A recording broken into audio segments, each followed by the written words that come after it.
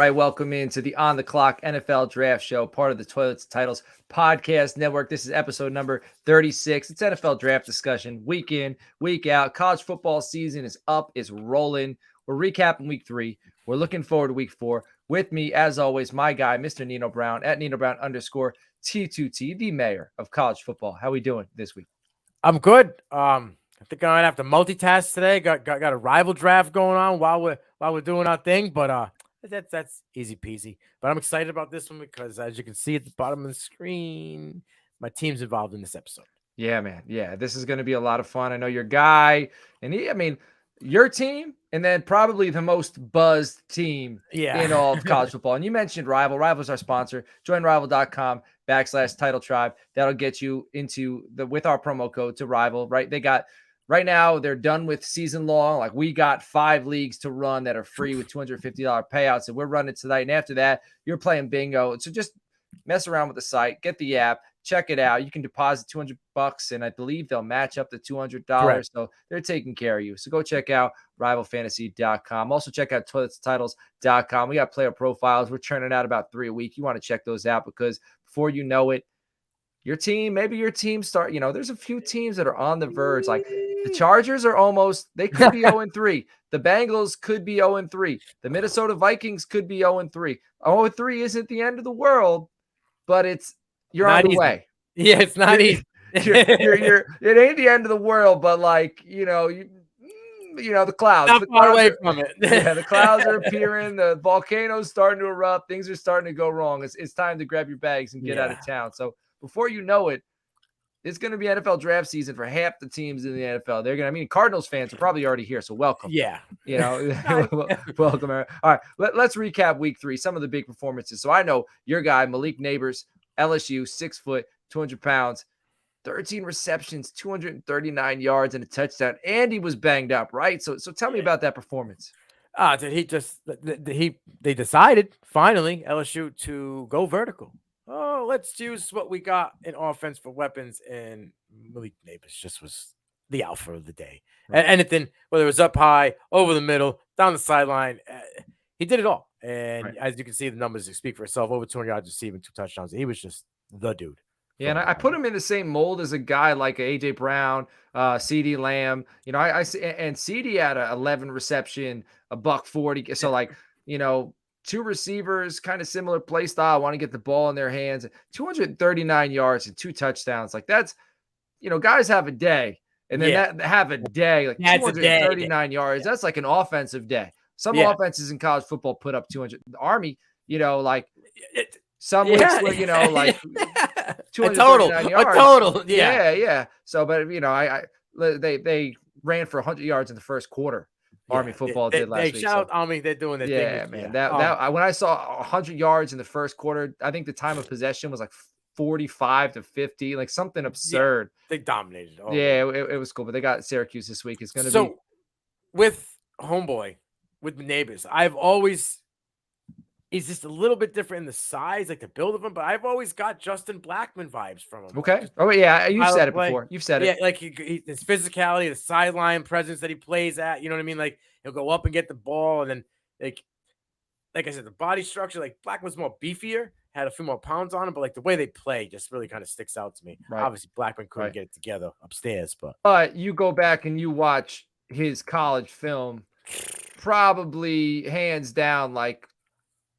He's in the top 10, 50. There's been some dudes out, right? So but his senior year was dumb, ridiculous. Remember Michael Crabtree coming out? Yeah, exactly. It was like back to back. Yeah. Michael Crabtree's freshman year at Tech. Yeah, was like, man, one-handed sideline catch. Odell before Odell again, and that was against Texas, right?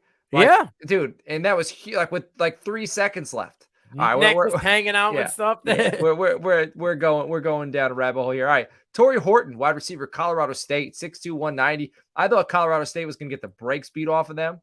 They showed up. It was a ball game. 16 receptions, 133 yards, and a touchdown. Tell me about Torrey Horton. And he ran 22.1 miles per hour, chasing down Silo Sanders on that pick 6. I think it was like top 3 speeds reached this week in college football. Listen, shout out to my guy Moon. He's been pounding the table about Horton for months before college football even decided to kick off. And he was right. We saw him flash a little bit last year in games. He had a few big games, went over 1,000 yards.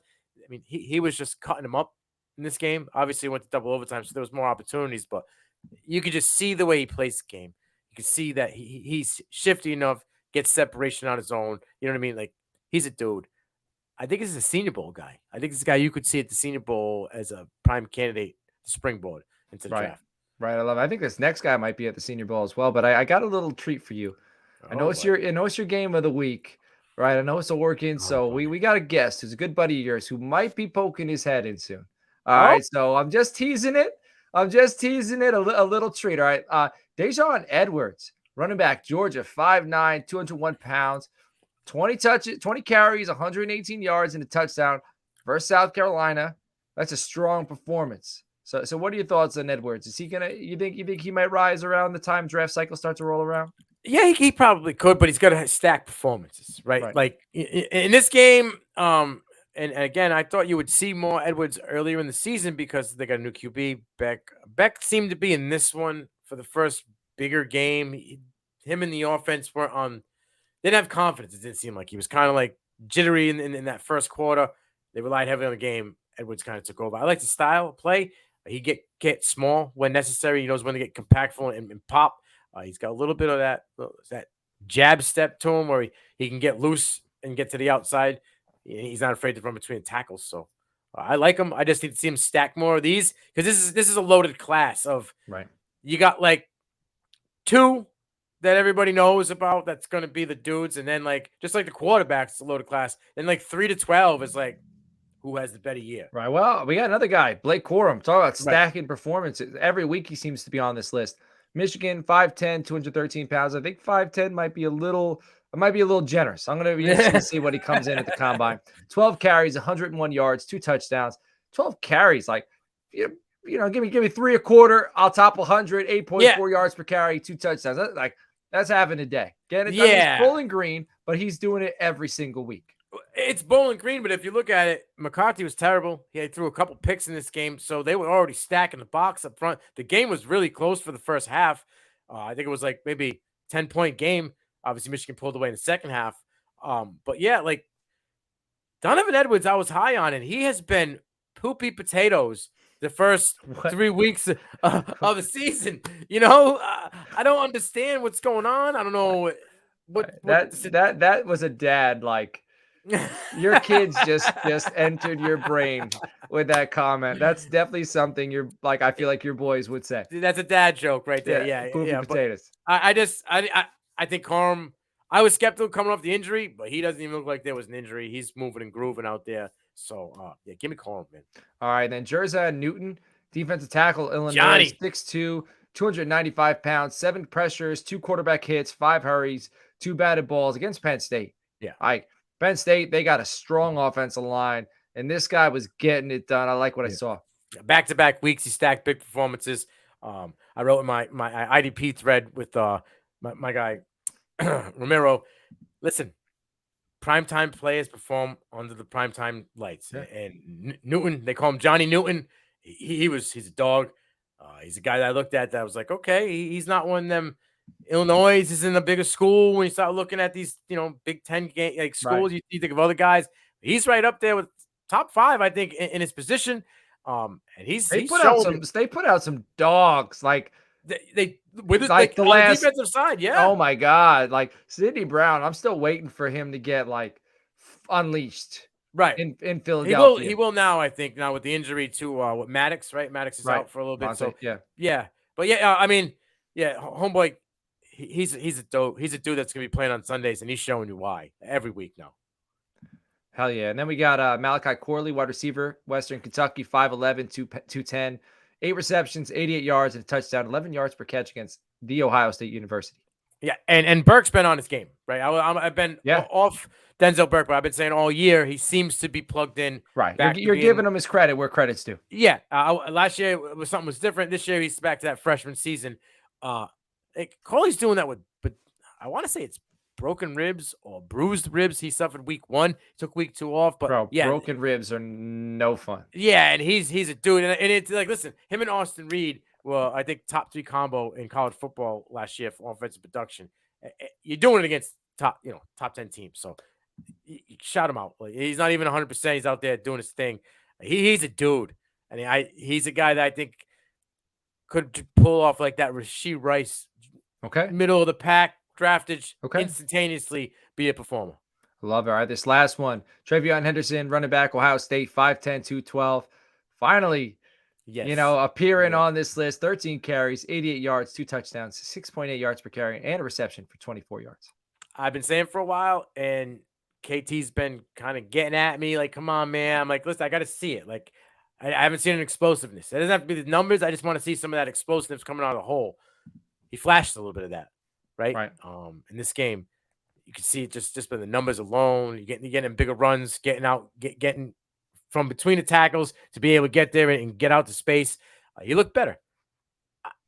I got to see him stacked again. Like, the injury is a concern for me. This is the first game he looked like the old version of Trevion. Give me a couple back to back, and I'm back on the train. But right now, I'll sit at the station and watch from afar. All right, well, you're sitting at the station, right? You're getting ready to watch some film. You're feeling a little sluggish. You're feeling a little lethargic. You got a lot going on. What do you turn to for your source of jitterless energy? It's not my buddy. It's my Dubby. Okay? I love that flavorful, clean energy drink that's jitterless, keeps me locked in the zone. I got them. I don't really sleep, so sometimes I need a little pick me up, keep me going through the podcast roll, and that's Dubby. Like, they got good flavors. Like I said, it's clean, tastes good. What else more do you? There's no combination. Doesn't get you over here for those older folks. There's no hot burn. Go get Dubby. Click the link. Title Tribe. Get your 10% off and enjoy. And while you're waiting for W, right? Because it's going to take a little bit. It's going to come in the mail. You need something to pass the time. First thing you should be doing, you should be subscribed to the Toilet Titles Podcast Network, subscribe to the CFB Nation Podcast Network, and join the Gilded Chat. Reach out to me on the Twitter at Coach Sheps or toiletstitles@gmail.com.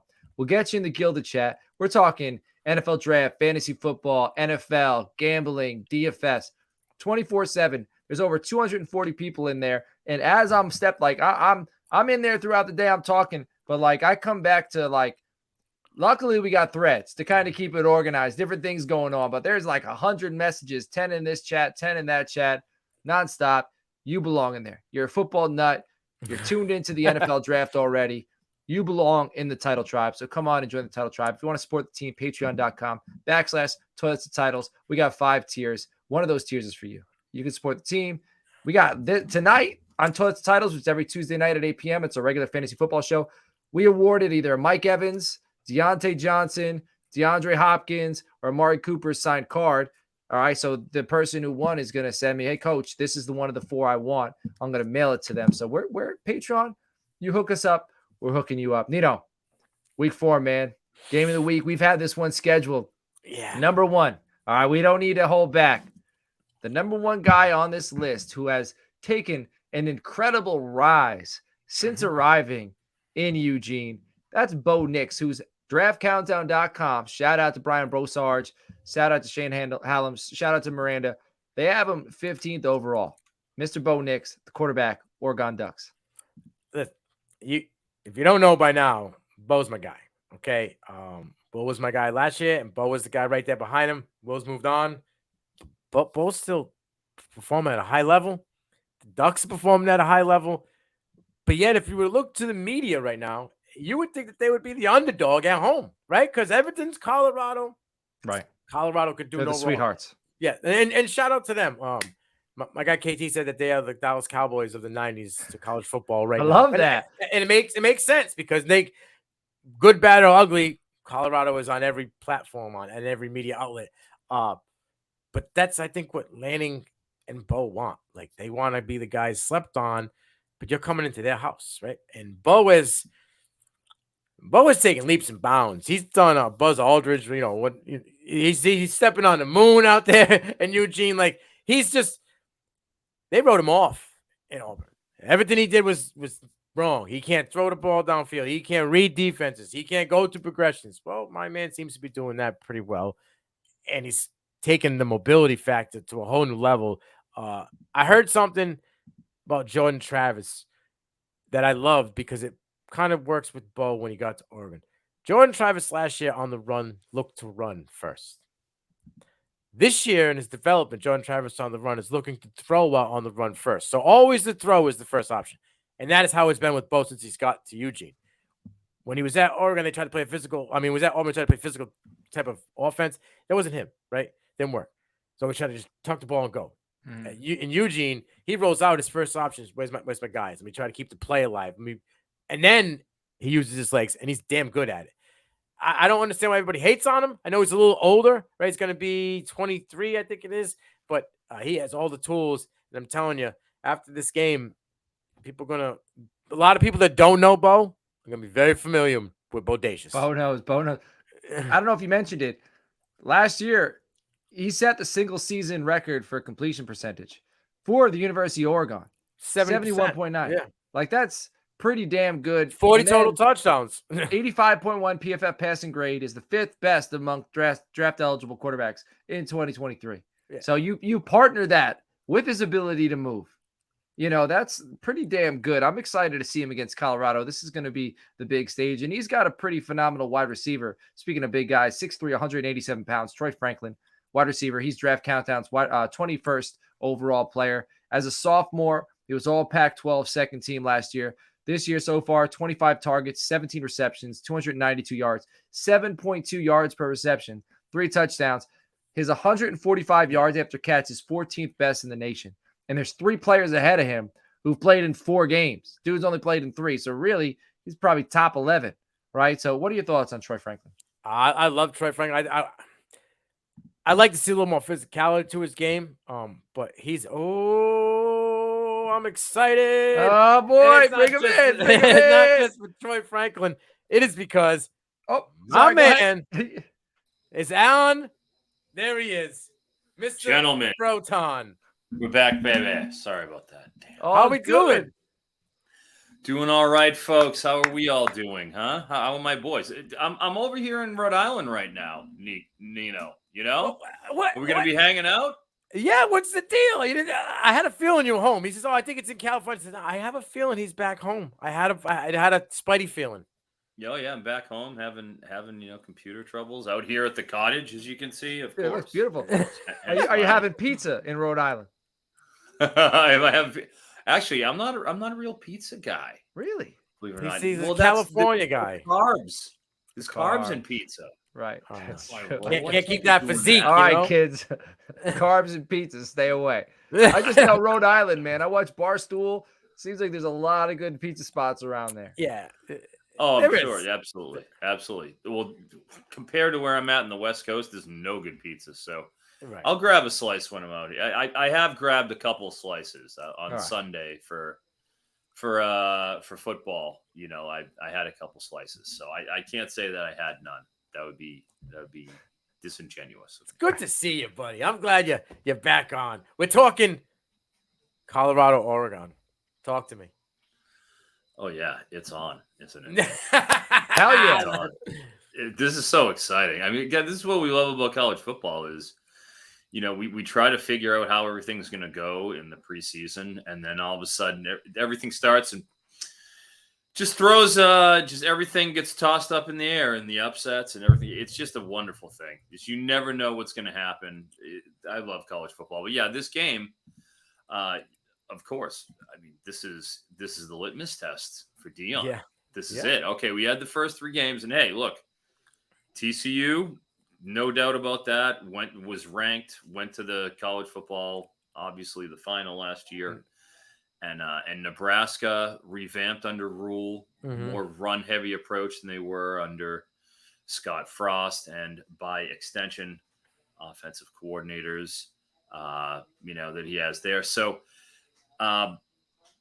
Obviously, 21-point spread was started out. I actually wrote an early lines column today that just came out and kind of chronicled how this line bounced up and down, because this is a really wild ride that we saw for this line in particular, specifically because this opened up at 19.5.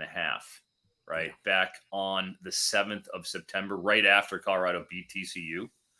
And then after they went out and housed Nebraska, it actually dropped to 14.5 because people were saying, all right, well, Colorado's for real.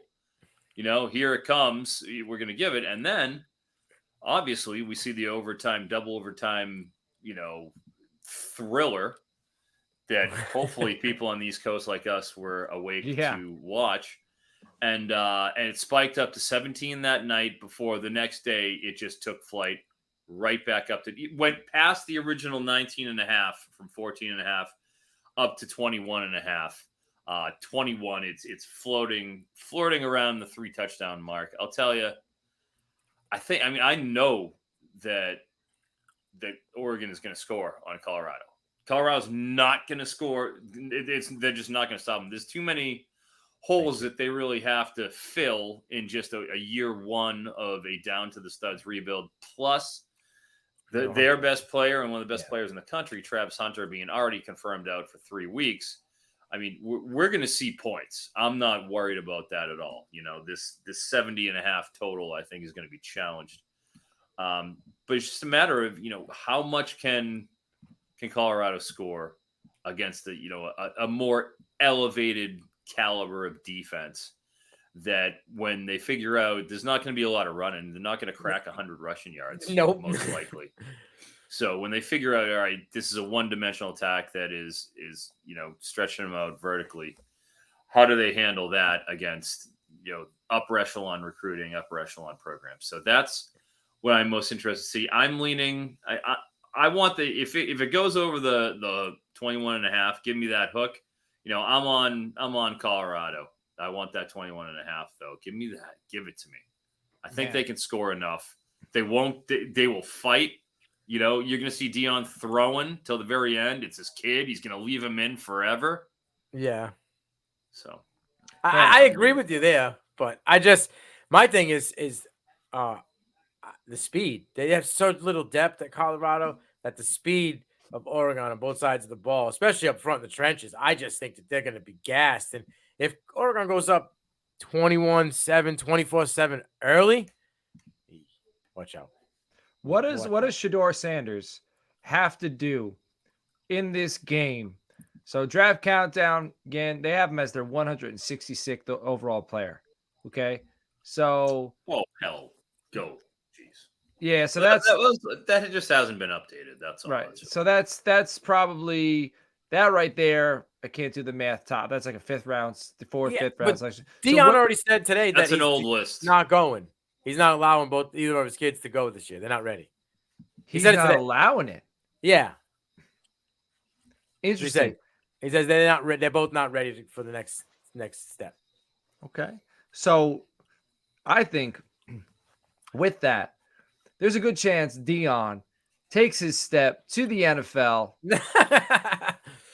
when his kids are ready. Yeah.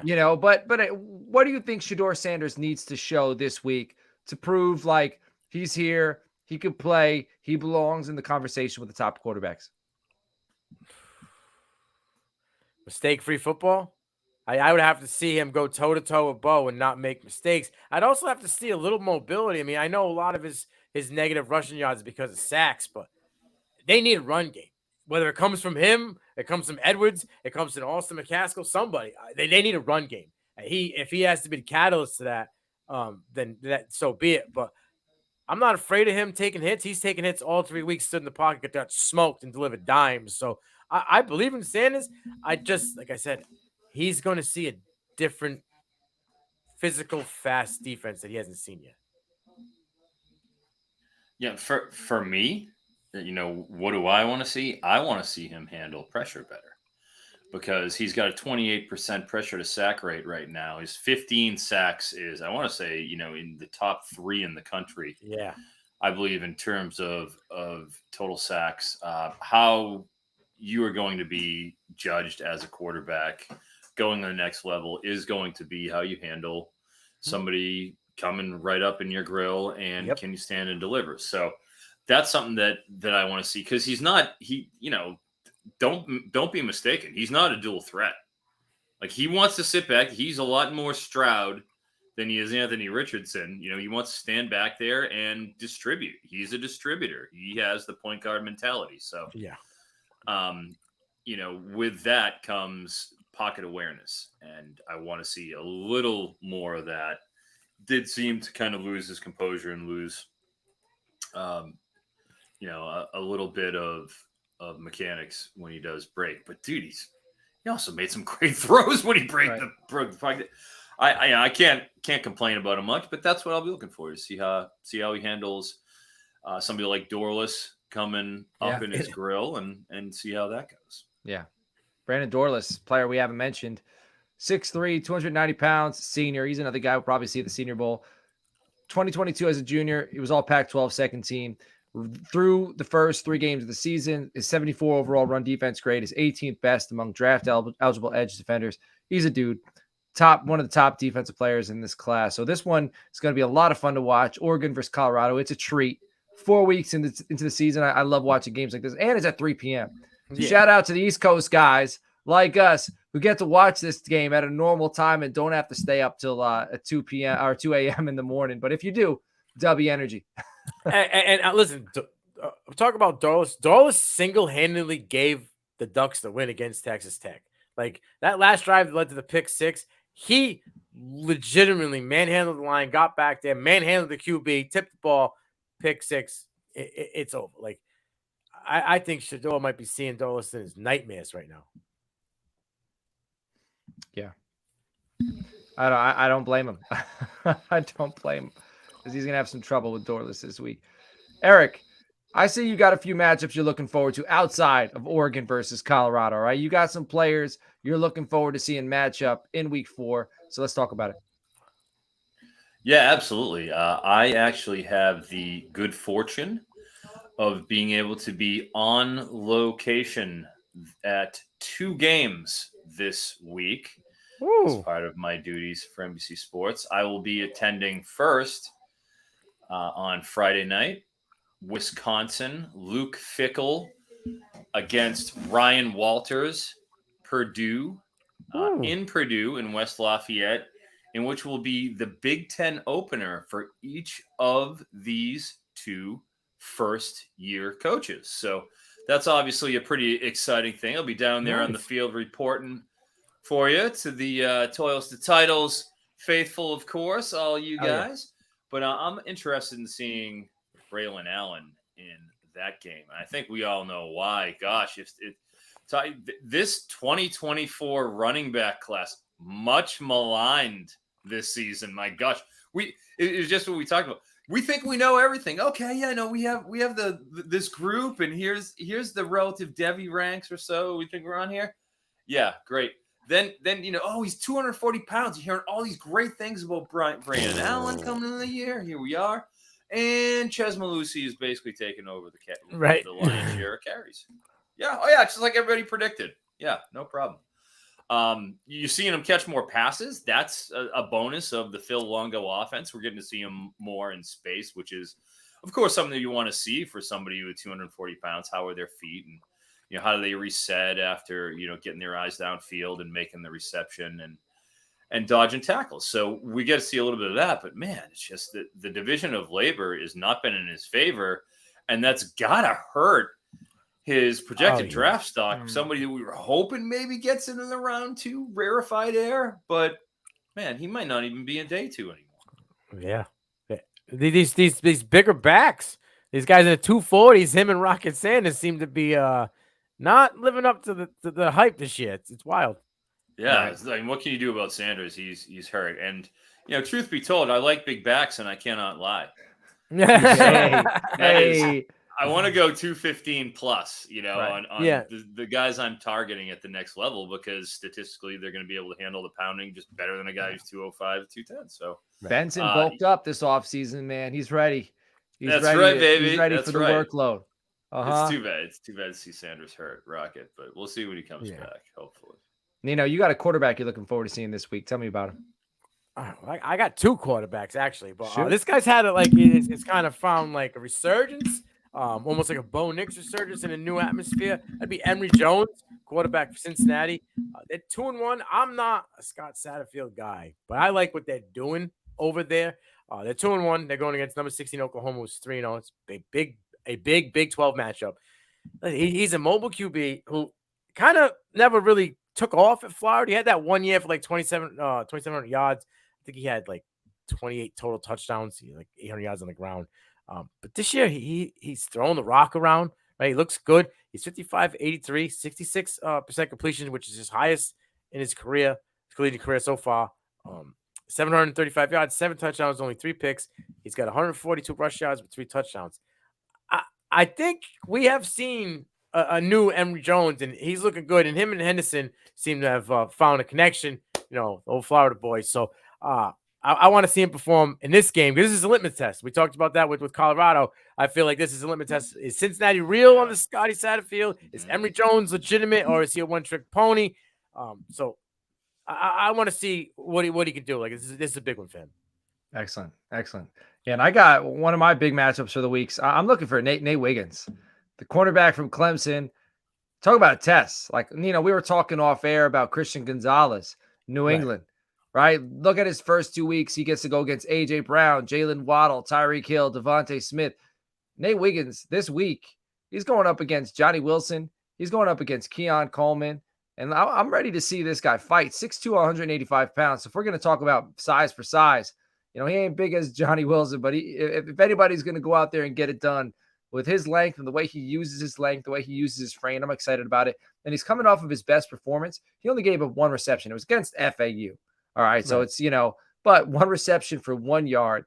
Casey Thompson thinks 81.8 coverage grade in the season. I'm looking forward to this matchup. I think if you watch that BC game, I was there, so I happened to see it. Oh, nice, a Nino flex going on. That's what you like. I got the season credentials, Froton, so I'm there for the you know what I mean. the one Power 5 team in New England. Oh, he's there. I've been there. I was there for NIU.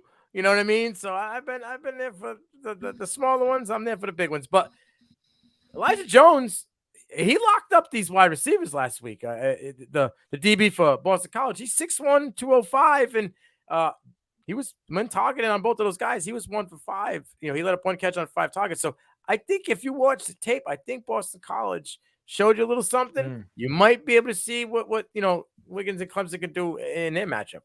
Man.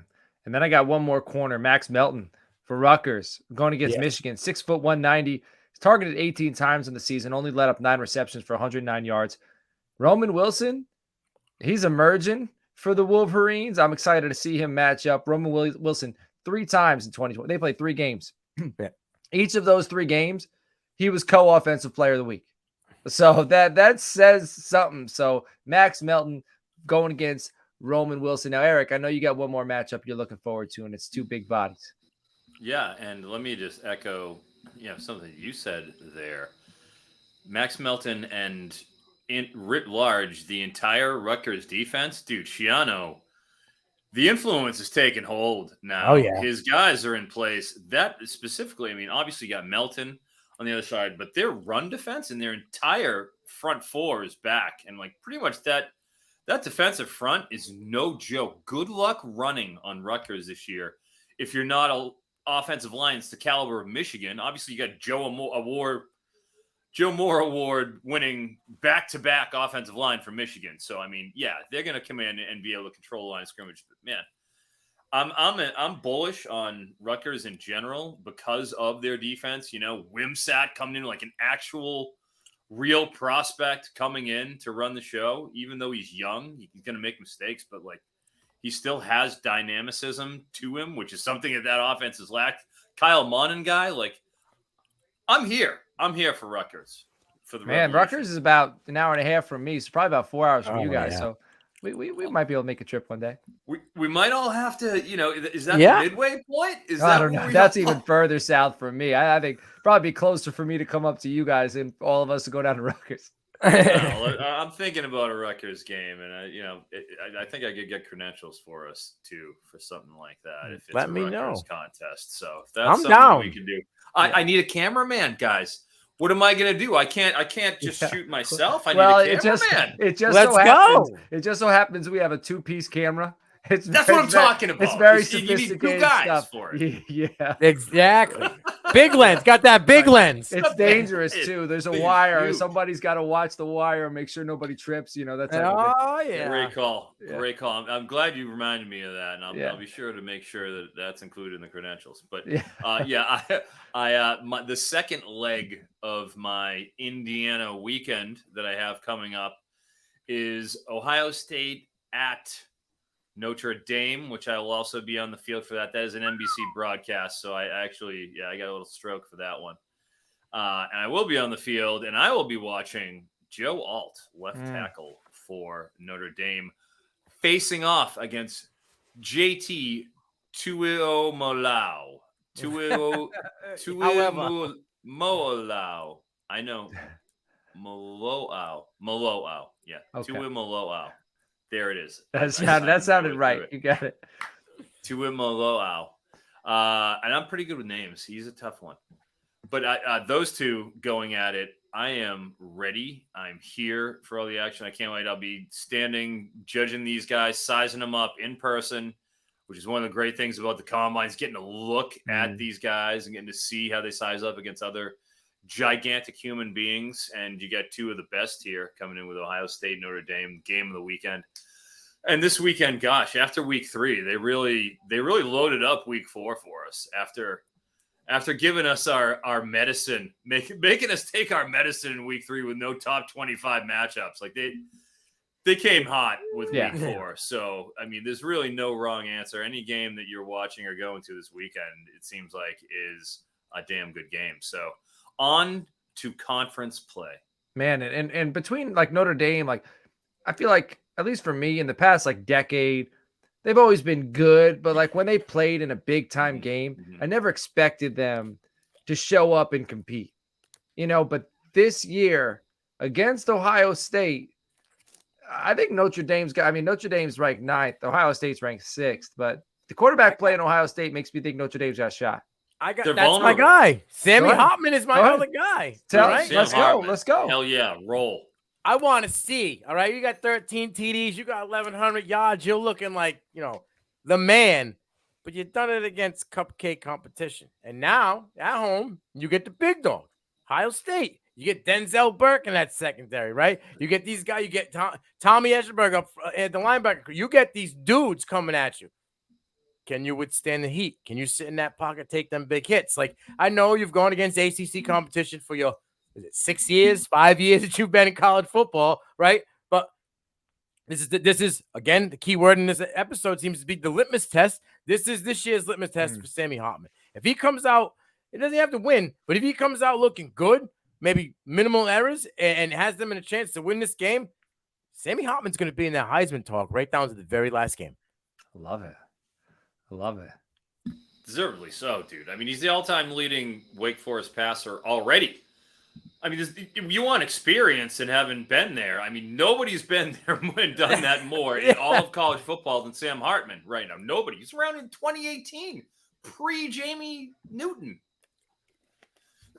I mean, 6 years, right? That's 6 years. Well, that's 6 years. I don't know how he's still here. Thank the pandemic. No pandemic, no Sam Hartman. So it did something that was good. There it is. That we figured it out. Gave us Sam Hartman for another year on Notre Dame. Great. That was worth it. Eric, man. Right. This has been awesome. It was nice linking back up with you. We got you for about a half a show. So off air, we're going to maybe propose to you. We'll take a look at some of the college football games coming up over the next few weeks. We'll try to find a juicy week. Maybe we can get you back on and we can do this thing again. Yeah, I'm sorry about it. Here, the technical difficulties here at the cottage kind of reared their ugly head. I couldn't get it myself. I couldn't get the camera to start. I was over here cranking. You know what, though? Having you be able to pop up mid-show was like a bolt of energy, man. It was phenomenal.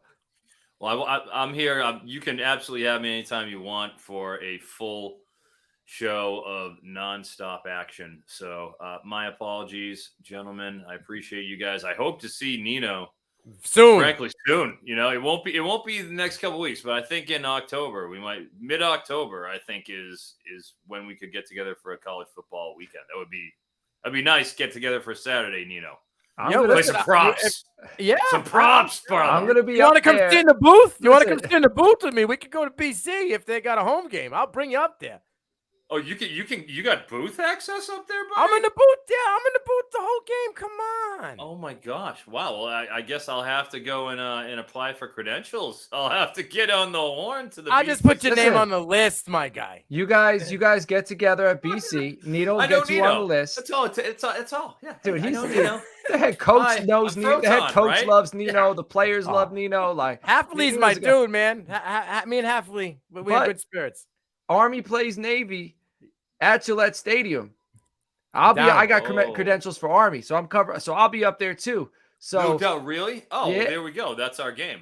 That's our game. You know, I don't have the pull Nino has though, because Navy's hosting Army Navy this year. So Army guys can't pull for extra credentials, but you know, maybe you know some people. Maybe we can all link up there, up in the press box, up at Gillette Stadium. I'm pretty sure that we just got credentials for Navy. Yeah, for the rest of the season, CFB Nation. So did you ask for it already, Nino? Did you? I haven't asked for it. Well, we got credentials for Army, and I think that Dino just got credentials for Navy for the rest of the season. So I think we'll be able to. Okay, good. Man, so that might be. Hey, if we need a one-off, you know, I need a cameraman. Nino. Yes. How many times I tell you I need one so bad? Listen, bro. I told you already. I got you. Hell yeah. All right. I'm going to wrap this thing up. This has been awesome. Again, Eric, we appreciate you. Everybody, enjoy your games this weekend. There's a lot of good prospects playing. There's a lot of good football going on. There's a lot of prop bets to place. There's a lot of gambling to place. So make sure you check out Eric Froton on the Twitter at CFF Froton. He's a lead college football and NFL draft analyst for NBC Sports and Roto World. I am on the Twitter at Coach Sheps. Nino is on the Twitter at Nino Brown _T2T. We are the Toilets Titles Podcast Network, and we are here for you all season long. We'll catch you all